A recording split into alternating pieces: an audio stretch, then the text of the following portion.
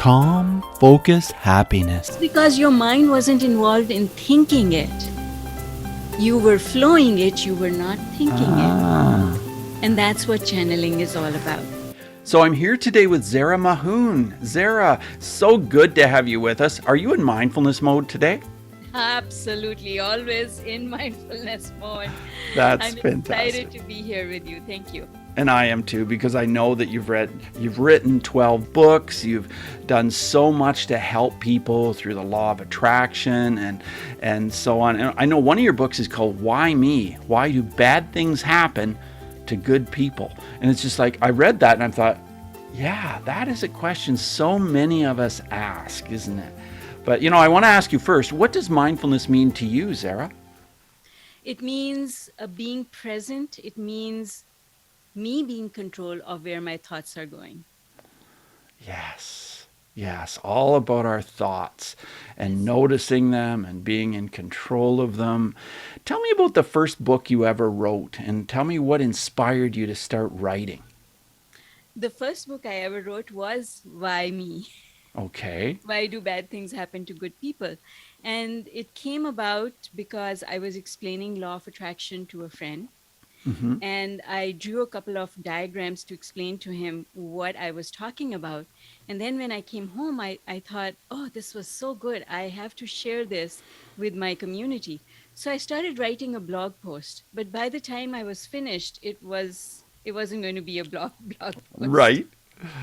So it became my first book. It was a very short, to the point, still is to the point book that people can get started with understanding how their thoughts affect what happens. Well, And thanks for all of explaining that. us, well, all of us have a natural ability to do it. It is how we were meant to live life, was to allow our guidance to come through and then act on that guidance. Wow. It's like, I love sometimes that. you're sitting there and an idea falls into your head. You weren't thinking about it. Yes, exactly. I call it universal intervention. Yeah. Yeah, it does seem like that. It just comes from out of nowhere. It's like, where did that come from? Exactly. Exactly. Where did that come from? I didn't think that idea up. It came from somewhere. And I knew as soon as I got it that it was brilliant. And I knew I didn't think it. And a lot of times I think it comes from maybe a loved one who has passed on, or it comes from somewhere in the universe like that. At least those are some of my thoughts. Well, it's the collective consciousness. So it could be coming from anywhere. Right. It's like when a drop of water goes back into the ocean, you can't pull it apart from the rest of the ocean. Right. So when a soul returns to collective consciousness, you can't pull it apart from all the other energies that are in there. But it still is an energy.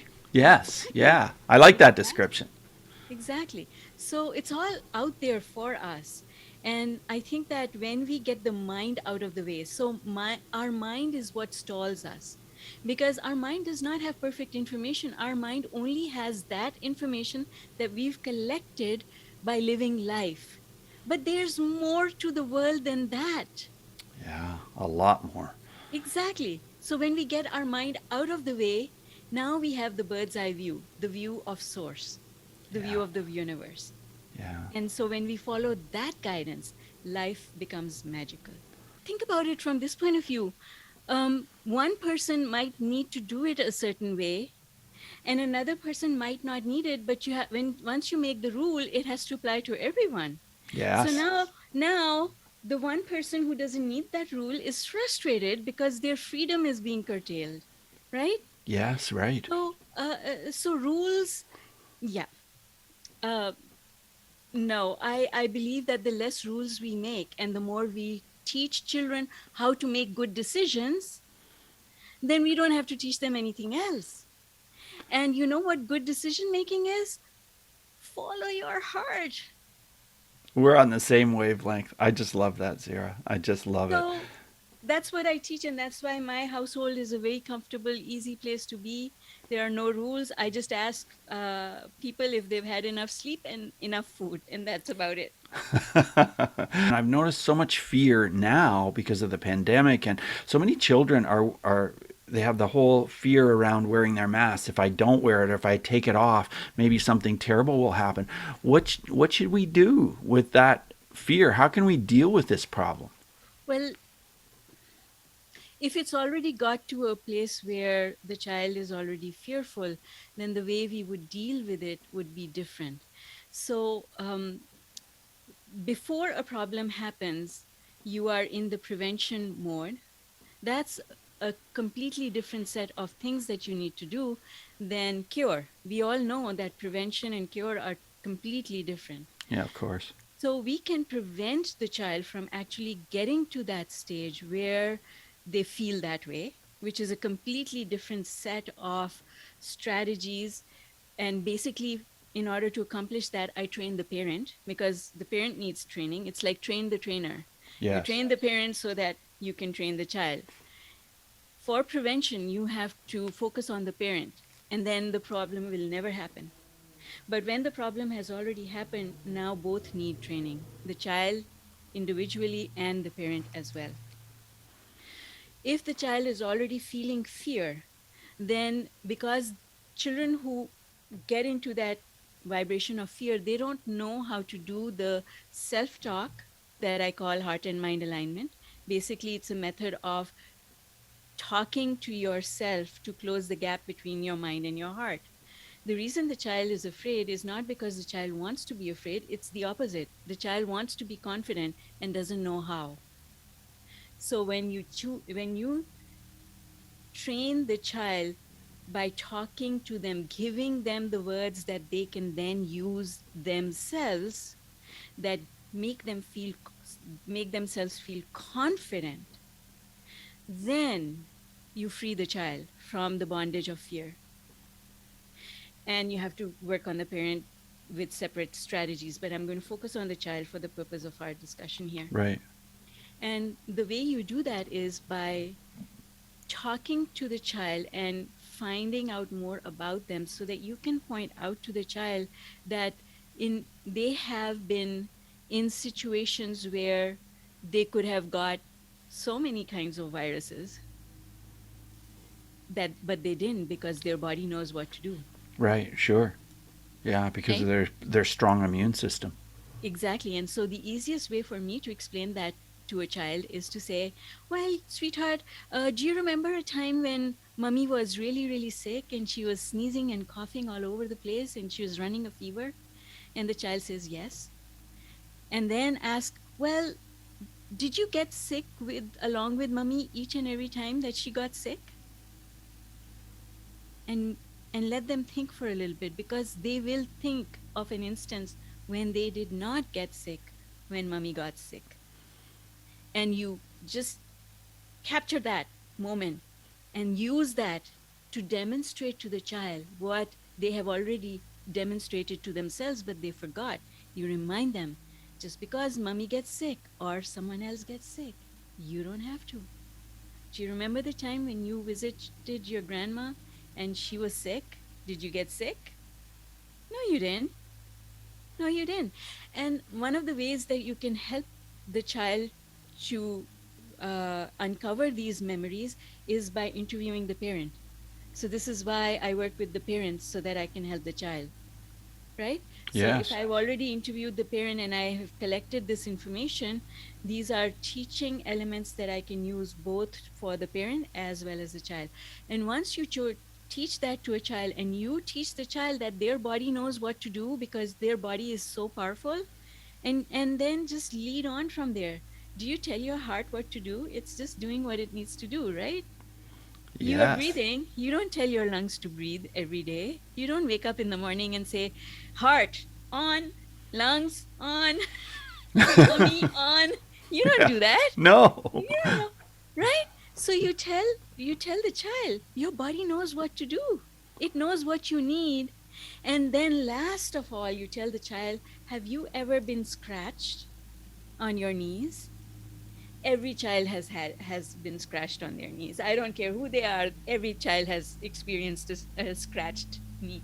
Yeah. And then you say to them, well, do you remember that it didn't last long? After a few days, that scratch was gone. You don't even remember. that it happened. So, what did you tell? Did you give instructions to your body? Every morning you woke up and you said, "S- cells, skin, do your job." You didn't do that. No. And that's because your body knows what to do. And once I have trained a child to know that their body knows what to do, they are a whole new child. Oh, wow. And once again, you've used such incredible communication skills to boil this down and make it seem so simple, which it should be. It should be. We forget. I forgot as well. Yeah. I so I was always channeling, but in between there was a phase of time when I truly messed up my life, when I had forgotten what I know. Mm, And then mm. I had to regain my stability and bring it all back. Wow, that must have been a challenging time. It was a very challenging time, but the reason that time I appreciate that what happened is because my desire to fix things became so big that I was willing to do what it took. Mm. Wow, I just enjoy talking to you so much, Zira. I really do. This is fascinating. Now, as we move on in the conversation, I want to ask you five quick answer questions. So, just Sure. 30-second answers are perfect. The first one is: who is one person who has been a powerful mindfulness influence in your life? Dr. Wayne Dyer. Okay, and we talked about him already. And the second question is about your emotions and how have things changed about how you deal with your own emotions as a result of the Oh, mindfulness work you've done? oh yes, absolutely. Absolutely. I'm a totally different person. Yeah. And so how do you think you changed with that? How did that happen? Hmm. There is no such thing as procrastination in my life anymore. Ideas and creativity flow freely, and my anger issues are gone. Wow. Wow. If you ever wanted to meet someone with a bad temper, you should have met me when I was much younger. Really? You had a bad temper. Huge. Wow. Wow. It's incredible what some of this self work can do to help you move through these things. And my next question is about breathing. Tell me how breathing plays a part in your mindfulness practice. Breathing is the easiest thing for us to focus on. And breathing is important because you can take all your five senses and focus them on breathing. Mm-hmm. Taking your five senses away from the world around you is what is the basis of bringing peace into your heart. And you can take all five senses from the world and focus them on the sound of your breath because it's always with you. Your breathing is always with you. Yeah. And you just have to breathe in order to calm down, because when you breathe in deeply, you automatically open up your connection with source.